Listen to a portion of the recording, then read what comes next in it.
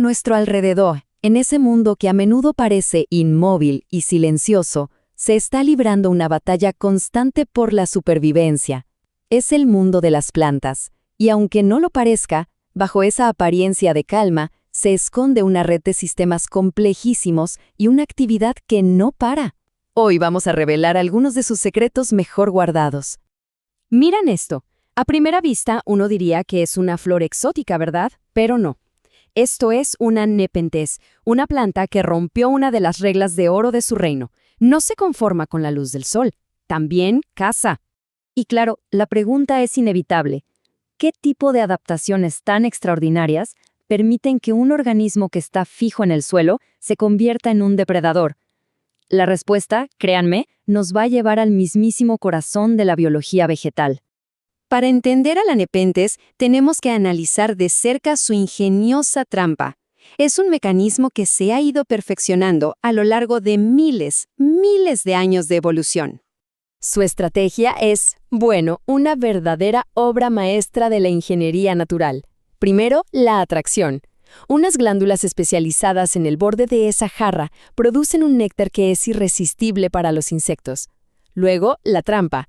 Cuando un animalito se posa para beber, la superficie, que es increíblemente lisa, hace que resbale y caiga dentro. Y finalmente, la digestión. La planta libera enzimas en el líquido del fondo que disuelven a su presa para poder absorber todos sus nutrientes. Pero ojo, nada de esto sería posible sin una biología interna súper especializada. Estas habilidades no son magia, son el resultado de lo que podríamos llamar sus armas secretas, grupos de células que trabajan juntas conocidas como tejidos. Ok, el caso de la nepenthes es, digamos, extremo, pero nos sirve para ampliar la perspectiva, porque todas las plantas, absolutamente todas, dependen de estos tejidos especializados para poder interactuar con su entorno y, en definitiva, para sobrevivir. A ese tejido que produce el néctar de la nepenthes se le llama tejido secretor. Pensemos en estos tejidos como si fueran las fábricas químicas de las plantas. No solo fabrican néctar, también producen el látex pegajoso que ahuyenta a los herbívoros o las resinas aromáticas que protegen a un pino de las infecciones. Son su primera línea de interacción con el mundo. Claro, cazar es una estrategia, pero no es la única. En el implacable mundo de las plantas, la supervivencia depende de adaptaciones extraordinarias para poder enfrentar todo tipo de desafíos, como por ejemplo, la escasez de recursos. Y eso nos lleva a otra adaptación clave, el almacenamiento. Si una planta no puede moverse para buscar comida o agua, más le vale ser una experta en guardarla. Y aquí es donde entra en juego otro tejido que es vital.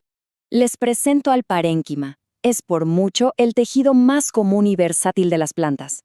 Imagínenselo como el área de trabajo y a la vez la despensa de la planta. Pero lo increíble es que dependiendo del entorno, este tejido puede especializarse de maneras asombrosas.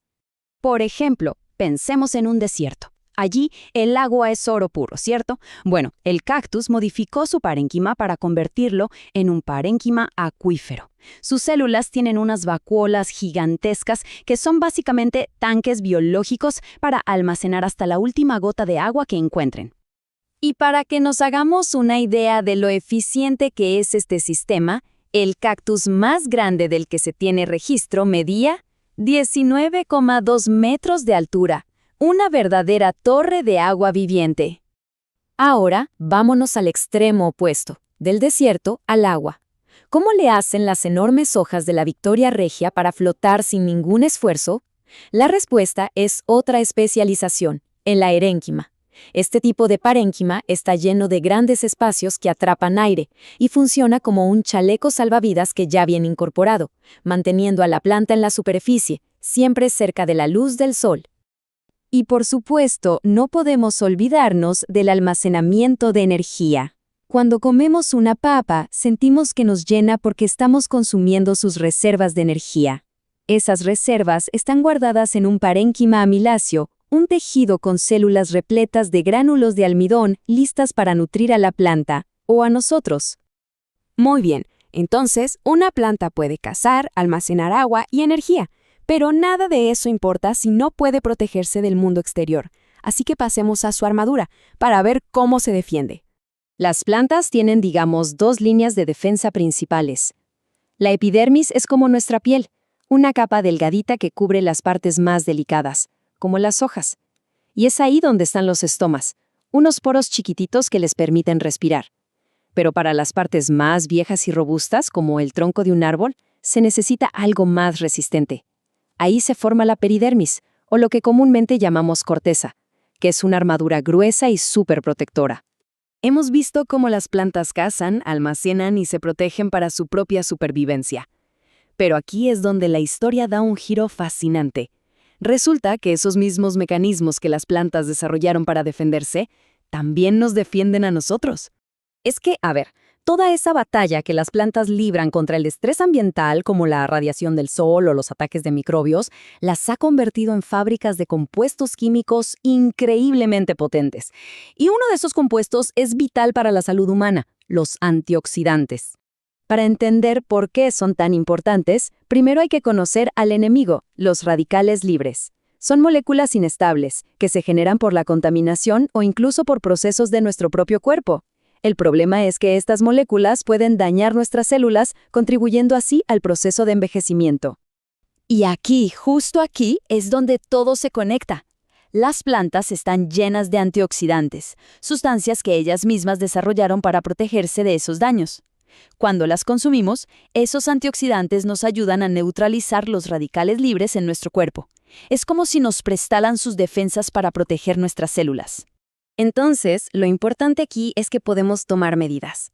Para mantener las células sanas, es clave evitar exponerse a fuentes de radicales libres, como el humo, la contaminación o los aceites quemados. Y al mismo tiempo, es fundamental procurar una dieta rica en frutas y verduras, porque ellas nos proveen de ese ejército de antioxidantes vegetales listos para defendernos. Así que la próxima vez que veamos un árbol, una flor o un simple cactus, quizás lo miremos de una manera diferente, no como un simple adorno, sino como un organismo complejo, un superviviente extraordinario y, en cierto modo, un aliado silencioso. La pregunta que queda en el aire es, ¿qué otros secretos nos estarán escondiendo a plena vista?